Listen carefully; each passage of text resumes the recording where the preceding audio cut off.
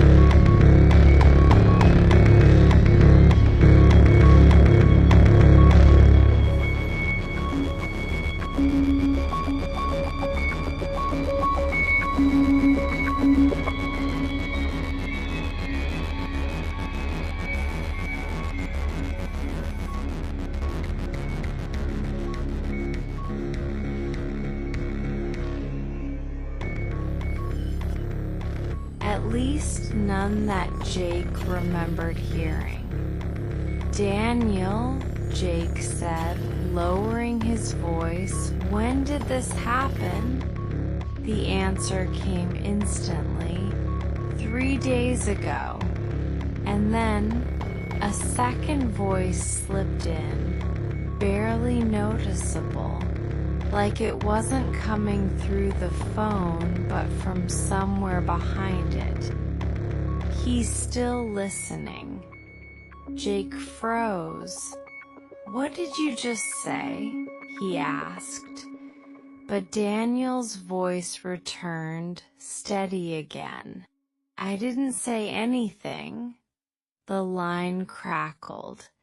For a second the sound changed. It wasn't just static anymore. It sounded like breathing, multiple breaths all at once. Jake felt his skin tighten. "Okay," he said quickly, forcing professionalism back into his tone. "Daniel, stay with me. I'm going to see if I can trace your—" "No!" The voice interrupted him again. This time it was closer. "Too close? You shouldn't trace it." Jake's hand stopped moving. "Why not?" A pause.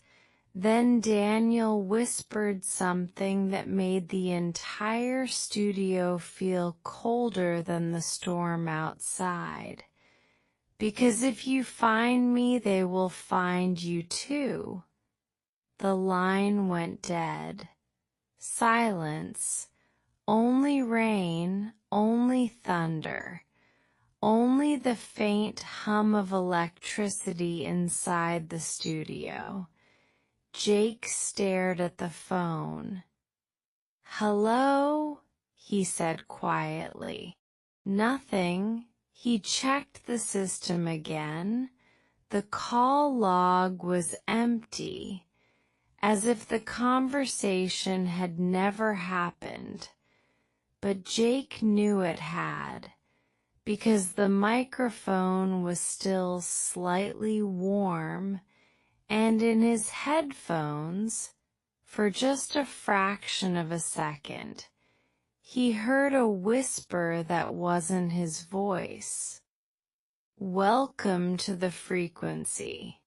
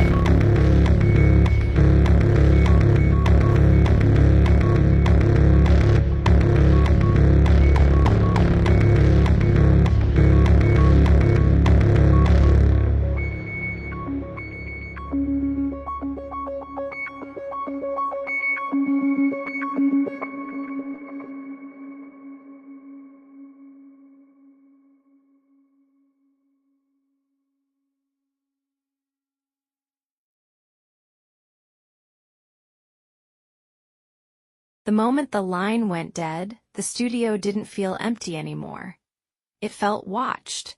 Jake Turner kept staring at the phone console, waiting for it to blink again, waiting for some explanation. A callback, a glitch, anything that could turn what he just heard into something normal. But the only sound left was the storm outside, steady rain, distant thunder, and the low electric hum of the station. He exhaled slowly. "All right," Jake muttered to himself. That was weird. He reached for his water bottle, took a sip, and tried to reset his focus. This was radio, late-night radio. Strange calls happened, pranks happened, people lied for attention, but something about that voice didn't feel like a lie. It felt remembered. Jake turned toward his computer.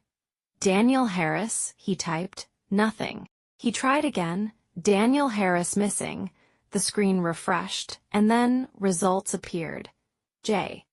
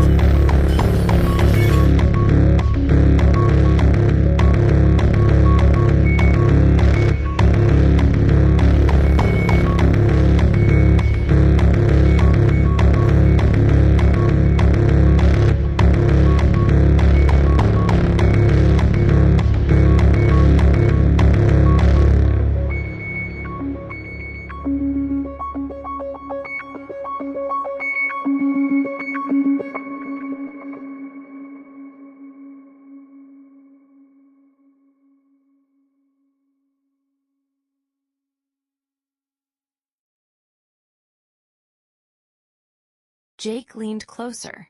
Local news archives, small-town bulletin posts, police notices.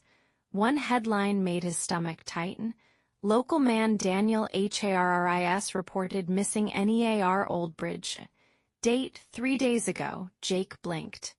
No way. He clicked the article. A photo loaded slowly. A young man, mid-30s, slight beard, tired eyes, the same name, the same voice. Or at least what Jake thought the voice might look like. The report was short. Daniel Harris had left his home during a storm. His car was later found near the Old Bridge area. No witnesses, no confirmed accident, no body recovered. Jake leaned back in his chair. So it's real, he whispered, but something didn't add up. If Daniel was missing 3 days ago, why was there no police update? No news follow-up, no search operation updates? He opened another tab, police database. Restricted, he frowned.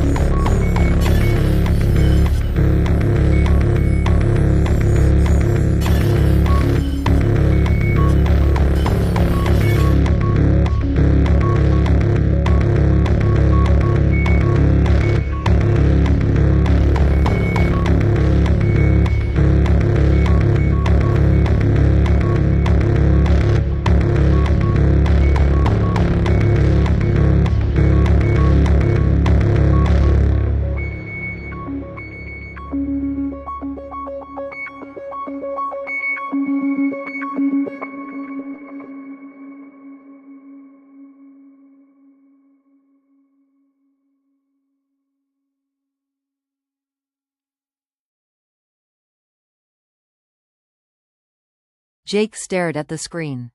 Unconfirmed, he repeated. A cold feeling crawled up his spine. He zoomed into the report. And then he saw it. A note at the bottom. Witness reports inconsistent. No matching emergency calls received at time of incident. Jake frowned. No emergency calls? He looked away from the screen for a second, thinking. A man supposedly drove off a bridge during a storm. No emergency call. No witnesses. No confirmed accident. Just a car, later found. And a voice on his radio claiming to be dead. Jake rubbed his forehead. This is insane, he said quietly. But before he could close the file, the studio phone rang. One sharp ring. Then another. Jake froze.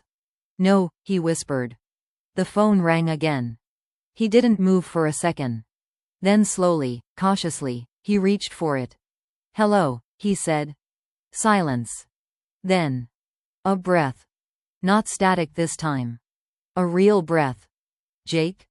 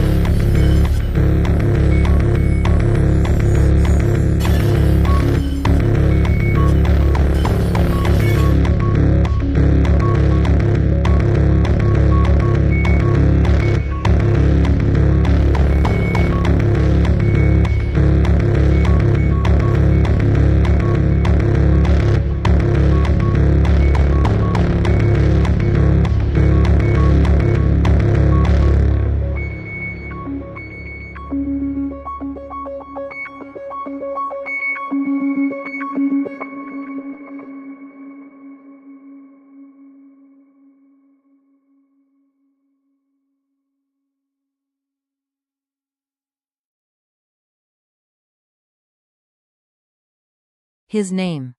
Said clearly. Jake's grip tightened. Who is this? A pause. Then the same voice returned. Daniel. But different. More strained. Closer. I told you not to look, the voice said. Jake swallowed. I had to. You called my show. You said you're dead. A long silence followed. Then Daniel spoke again. I didn't call your show. Jake blinked. What? I don't know how I reached you, Daniel said slowly. I don't even know if I'm supposed to be able to speak. The storm outside suddenly intensified. The lights flickered once. Twice. Jake stood up slightly. Daniel, he said, you're listed as missing. Your car was found near the bridge. A pause. Then Daniel whispered. My car wasn't supposed to be there. Jake frowned. What do you mean? And then something changed in the audio. A second layer of sound slipped in behind Daniel's voice. Faint. Unnatural. Like many people speaking at once, far away. Daniel's voice lowered. They're still there, he said. Who is there? Jake asked quickly. The response came immediately. The ones who never left the river. A sudden crack of thunder shook the building so violently the microphone nearly tipped over. Jake steadied it. Daniel, he said urgently, listen to me. I'm going to contact the police again. We can. No. The voice cut him off sharply. Don't involve them. Why? A pause. Then Daniel said something that made Jake's skin go cold again. Because they already closed my case. Jake stopped. What? Silence. Only breathing. Then Daniel added. They closed it the same day I disappeared. Jake felt his stomach drop. That's not possible, he said. It only happened 3 days ago. Another pause. And then Daniel whispered. Then why does it feel like I've been gone longer? The line went dead again. This time, there was no warning. No static fade. Just sudden silence. Jake stood frozen, staring at the phone. The studio felt heavier now. Not just quiet. Pressured. Like something inside the building had shifted.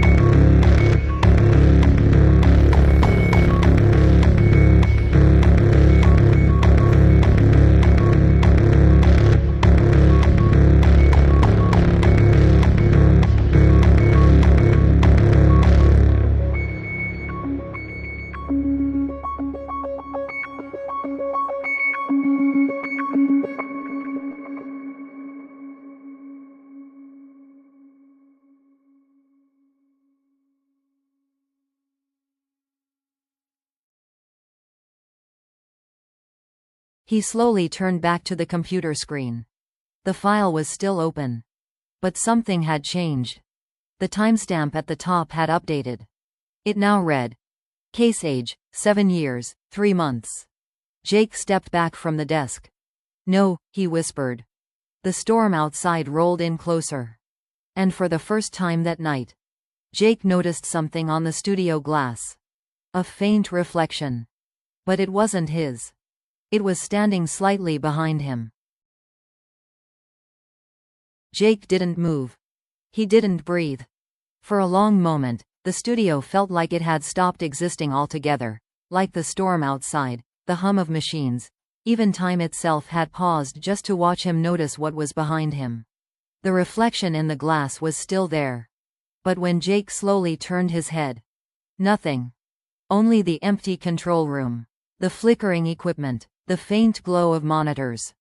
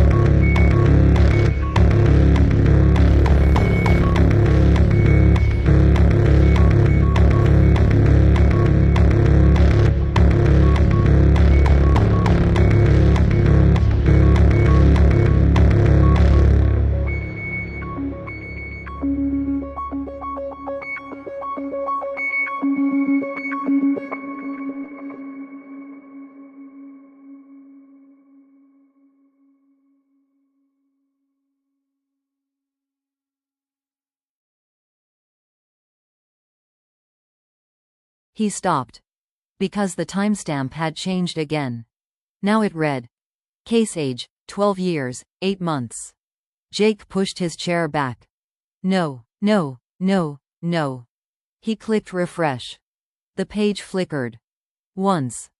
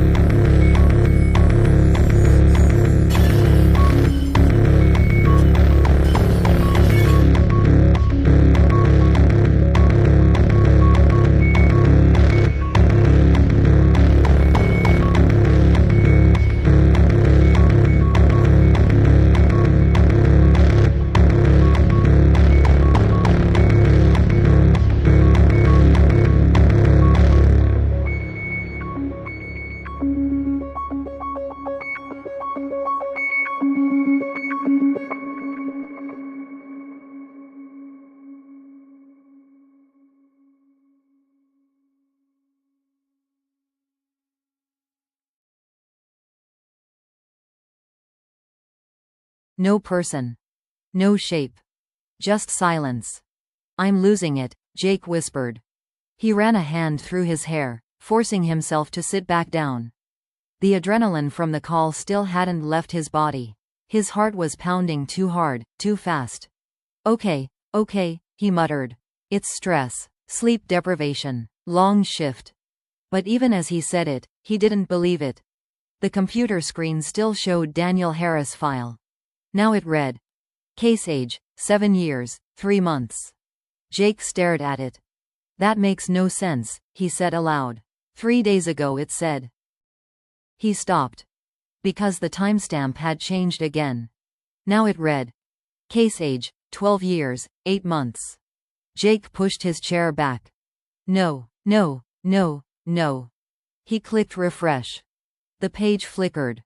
Once.